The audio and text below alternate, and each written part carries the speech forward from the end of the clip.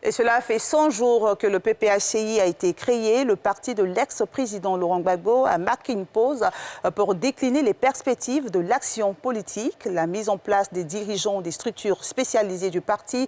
Les préparatifs des prochaines élections municipales et régionales sont les chantiers annoncés. Le secrétaire général d'Amana Picas était face à la presse pour décliner ces chantiers. Tiemé Dongé, Fujonski Sido.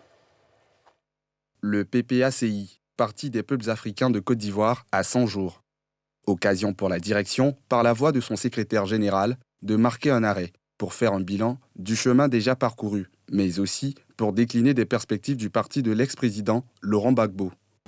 Maintenant, nous en sommes arrivés à l'étape où nous allons mettre en place les structures de base.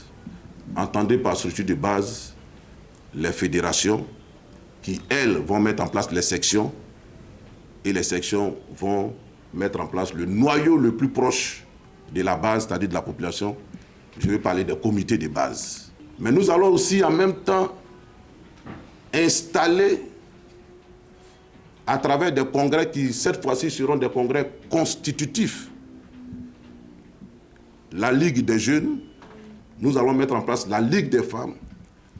Nous allons mettre en place la cellule des enseignants et ensuite la cellule des agents privés du PPACI.